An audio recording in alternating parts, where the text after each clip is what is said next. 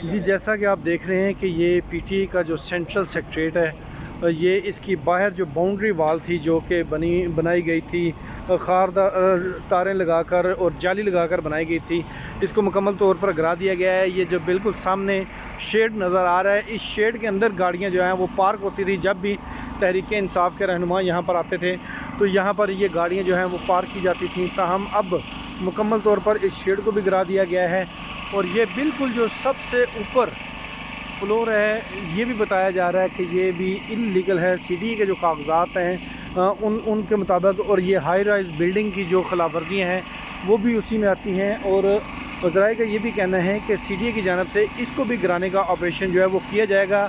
अगर ये बिल्डिंग की फ्रंट साइड है, अगर इसके अकब में देखा जाए तो अकब वाली साइड पर भी जो पार्क है उसको भी जो बाउंड्री वाल लगाकर जो है वो कब्ज़ा किया गया था और उस वाल को भी सीडीए की जानिब से जो है वो गिरा दिया गया है। यहाँ पर तहरीक इंसाफ के जो चेयरमैन है बैरिस्टर गोहर, वो भी यहाँ पर पहुँचे थे। उन्होंने भी पुलिस और इंतज़ामिया से बातचीत करके ये ऑपरेशन रुकवाने की कोशिश की, लेकिन नाकाम रहे।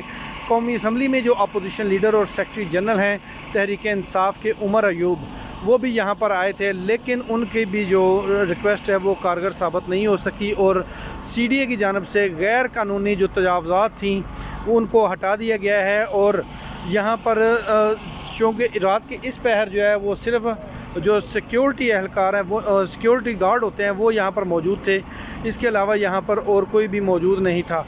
ये देखा जा सकता है कि ये हमारे मीडिया की जो गाड़ियाँ हैं वो भी यहाँ पर मौजूद हैं। ये पुलिस की बारी नफरी जो है वो भी यहाँ पर मौजूद है जो ये ऑपरेशन कर रही है। और इसी तरह ये जो रास्ता है ये सेक्रेटेरिएट की जानिब आने वाला, इसको भी मुकम्मल तौर पर गाड़ी खड़ी करके बंद कर दिया गया है और पुलिस के जो लोग हैं वो यहाँ पर अभी भी मौजूद हैं। अभी मैं आपको जो बिल्डिंग की अकबी साइड है उसकी तरफ ले जा रहा हूँ। ये भी बिल्कुल ये जो सामने स्क्रीन पे देख रहे हैं ये भी बाउंड्री वाल थी जिसको ये गिरा दिया गया है और अब डायरेक्ट ये बग़ैर किसी बाउंड्री वाल के ये तहरीक इंसाफ का मरकज़ी सेक्रेटेरिएट का दरवाज़ा है, जो रिसेप्शन जिसको कहा जाता है, ये रिसेप्शन का दरवाज़ा है। यहाँ से कारकुनान या जो रहनुमा आते थे वो यहाँ से भी दाखिल होते थे। इसके बेसिकली दो रास्ते थे और दूसरे रास्ते से भी दाखिल होते थे। इसी तरह ये देखा जा सकता है कि ये बिल्कुल चारों अतराफ जो बाउंड्री वाल थी उसको ये गिराया गया है। और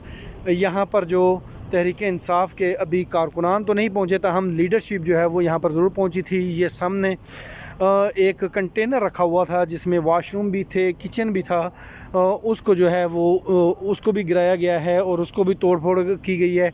और ये वो इमारत का ऊपर वाले जो हिस्सा है, जो लोहे की छत जो है वो बनाई गई है, ये जो है वो गिराई गई, ये भी गिराए जाने का इम्कान है। ये ज़रा ये बता रहे हैं कि ये हाई राइज़ बिल्डिंग इसी वजह से है कि ये जो ऊपर लोहे वाली छत बनाई गई है ये गैर कानूनी तौर पर जो है वो बनाई गई है और इसलिए ये ऑपरेशन जो है वो किया गया है। एक तो ये जो ग्रीन बेल्ट है यहाँ पर कब्ज़े का कहा गया है और ये कहा गया है सीडीए की जानब से कि 2020 से लेकर अभी तक 6 से 7 बार मुसलसल जो है वो नोटिस भेजे गए, लेकिन ये नोटिस जो हैं उन पर अमल दरामद नहीं हुआ। तो आज 10 मई 2024 को लास्ट नोटिस भेजा गया था सर्ब-ओ-महर, लेकिन उस पर भी कोई अमल नहीं हुआ। तो इसकी वजह से अब जो कानून है वो हरकत में आया है और ये ऑपरेशन जो है वो किया गया है। यहाँ पर तहरीक इंसाफ की जो क़यादत है वो यहाँ पर मौजूद है, जैसे चेयरमैन तहरीक इंसाफ और जो सेक्रेटरी जनरल हैं वो यहाँ पर मौजूद है, ताहम कारकुनान यहाँ पर नहीं पहुँच सके।